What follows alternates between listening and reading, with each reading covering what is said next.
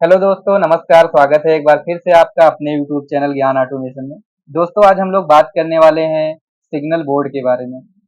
जो भी स्टूडेंट्स लोग या जो भी कैंडिडेट हमारे ऑटोमेशन फील्ड में काम कर रहे हैं और उन्होंने पीएलसी पे अगर काम किया है तो शायद उन्होंने सिग्नल बोर्ड का नाम जरूर सुना होगा। बहुत सारे लोगों के मन में सिग्नल बोर्ड से रिलेटेड कंफ्यूजन भी रहती है कि सिग्नल बोर्ड क्या होता है, कहाँ पर इसका यूज करते हैं। तो वो सारा कंफ्यूजन आज हम दूर करेंगे और सिग्नल बोर्ड से रिलेटेड जितने भी क्वेश्चंस हैं वो सारा हम आपको इस वीडियो में बताएंगे। लेकिन उसके लिए आपको वीडियो में लास्ट तक बने रहना पड़ेगा, तभी आपको सारी चीजें समझ में आएंगी। अगर आप हमारे चैनल पे नए हैं तो चैनल को सब्सक्राइब जरूर कर लेना। तो अब देर ना करते हुए वीडियो को शुरू करते हैं। तो सबसे पहले अभी हमने टीआईए पोर्टल V16 जिसे वर्जन 16 बोलते हैं इसको ओपन कर लिया है। और इसमें हम लोग ऐड न्यू डिवाइस में जाकर के एक कंट्रोलर्स ऐड कर लेते हैं, कोई सा भी।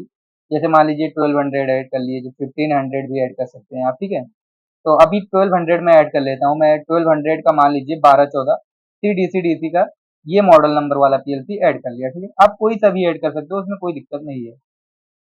उसके बाद में यहाँ पे ये पीएलसी ऐड होकर के आ गया आपके पास, ठीक है। थोड़ा सा मैं जूम आउट करता हूँ इसको, और थोड़ा सा मैं जूम आउट करूंगा तो अभी आप देखोगे तो ये पीएलसी यहाँ पे थोड़ा सा छोटा हुआ।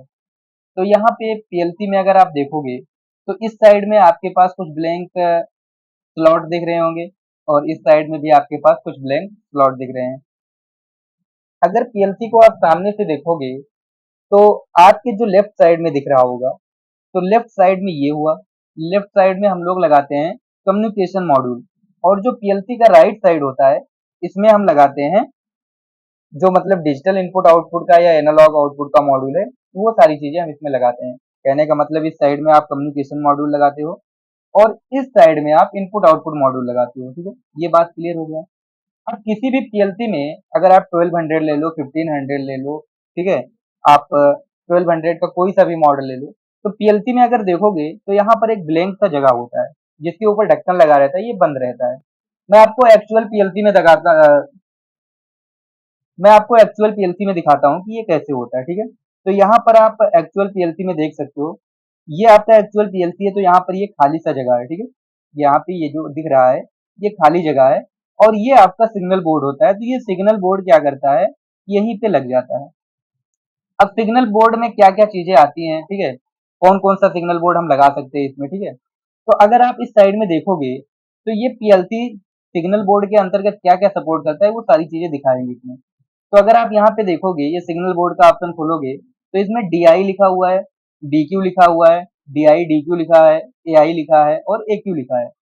तो अगर हम लोग डिजिटल इनपुट का लेते हैं तो इसमें 4 इनपुट दिख रहा है ना, तो 4 इनपुट 24 वोल्ट डीसी और 4 इनपुट 5 वोल्ट डीसी।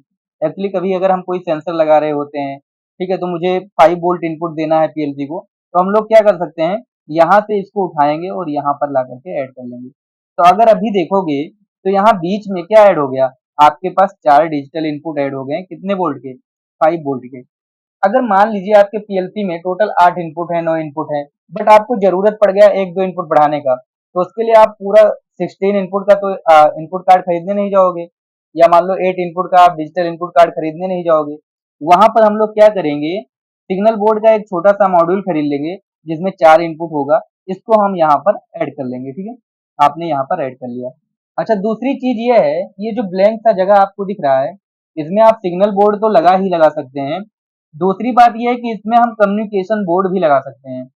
अगर आप देखोगे तो यहाँ पर एक कम्युनिकेशन बोर्ड का ऑप्शन दिया हुआ है। जैसे कि अभी यहाँ पर पीएलसी में ईथरनेट का पॉइंट है, तो ईथरनेट का पॉइंट है तो इस पीएलसी को हम सिर्फ और सिर्फ ईथरनेट से कनेक्ट कर सकते हैं। बट मान लीजिए आपको कोई एचएमआई कनेक्ट करना है, या इस पीएलसी से एक बीएफडी को चलाना है, और वो बीएफडी मॉडबस सपोर्ट करता है। मॉडबस के अंतर्गत आपका 422 हो गया, 485 हो गया, 232 हो गया। ये केबल का नाम है, RS232, RS485, RS422। तो मान लीजिए आपका जो बीएफडी है वो 485 सपोर्ट करता है, तो अब इसमें तो 485 का पोर्ट है नहीं, तो उसके लिए आप बीच में कम्युनिकेशन बोर्ड लगा सकते हो, एक 485 का। यहाँ पर देखोगे तो ये बोर्ड यहाँ पर लगा सकते हो। अब क्या हुआ कि आपके पास ईथरनेट पोर्ट तो था ही, अब आपके पास एक 485 का कम्युनिकेशन बोर्ड भी हो गया।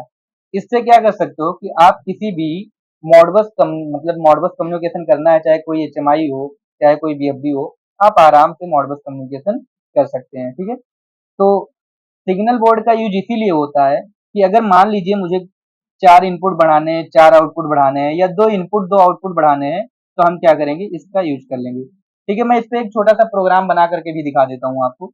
मान लीजिए मैं अभी 2 इनपुट और 2 आउटपुट यूज कर ले रहा हूँ, ठीक है, यहाँ पर। तो जब आप इसको यूज करते हैं, तो यहाँ पर अगर आप मैं थोड़ा सा जूम करूंगा तो यहाँ पर देखोगे तो एक एड्रेस आ गया है।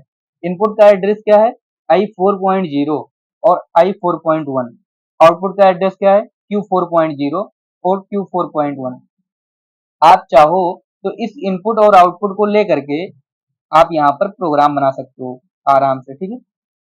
और यहाँ पर जब प्रोग्राम बनाओगे और इस पीएलसी के अंदर डाउनलोड करोगे, तो इस इनपुट आउटपुट से जब तुम कोई चीज कनेक्ट करोगे तो आराम से ऑन ऑफ हो जाएगा, ठीक है। तो यहाँ पर आप आराम से इनपुट ले सकते हैं।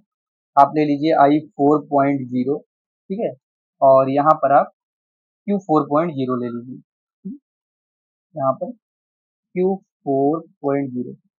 और अभी हमारे पास एक्चुअल पीएलसी नहीं है, तो मैं सिमुलेशन में चलाऊंगा। अगर आपको आइडिया नहीं कि सिमुलेशन में कैसे चलाते हैं, तो आप हमारा पिछला वीडियो जाकर के देख सकते हैं। उसमें मैंने फुल डिटेल में बताया है कि सिमुलेशन में कैसे ऑपरेट करते हैं। ओके, तो अभी मैं इसको डाउनलोड कर दे रहा हूँ यहाँ से। तो जब भी डाउनलोड करते हैं तो ये सिमुलेशन में, तो ये एक पॉपअप स्क्रीन खुल के आता है। तो पहले यहाँ पे क्या लिखा रहता है, अनकॉन्फिगर्ड पीएलसी, मतलब पहले से कोई पीएलसी कॉन्फ़िगर नहीं रहता है जब हम लोग सिमुलेशन करते हैं। बट जब ये क्या होता है, कंपाइल हो जाता है खुद से, देख रहे हैं अभी ये कंपाइल हो रहा है, कॉन्फ़िगर हो रहा है ना, डाउनलोडिंग के लिए ये प्रोसेस चल रहा है। तो फिर क्या होता है कि जो पीएलसी हम ऐड किए रहते हैं, वो पीएलसी ऑटोमेटिक सिमुलेशन के अंदर ऐड हो जाता है। थोड़ा सा हम वेट करेंगे तो अभी ये ऐड हो जाएगा, ठीक है। इतना होने के बाद में हम लोग करेंगे यहाँ से प्रोग्राम को लोड। जब आप लोड करते हो तो प्रोग्राम चेकिंग भी होता है। अभी क्या है, यहाँ पे मॉड्यूल स्टॉप है आपका, तो यहाँ पे जाना है और स्टार्ट मॉड्यूल करना है और फिनिश कर देना है, ठीक है। इतना करने के बाद आप यहाँ से मॉनिटरिंग मोड ऑन करोगे तो ये मॉनिटरिंग मोड ऑन हो जाएगा। ओके, अगर आप देखोगे तो मॉनिटरिंग मोड ऑन हो गया। यहाँ पे i4.0 है और यहाँ q4.0 है। जब हम i4.0 को प्रेस करेंगे तो q4.0 वर्क करेगा, ठीक है। अगर आप इसको प्रेस करके चेक भी करना चाहते हो तो आपको यहाँ पे जाना पड़ेगा। ये जो आपको स्विच टू प्रोजेक्ट व्यू दिख रहा है, ठीक है, यहाँ पे जाना पड़ेगा। तो ये पूरा सिमुलेशन का प्रोसेस है जो आप पिछले वीडियो में जाकर के देख सकते हैं।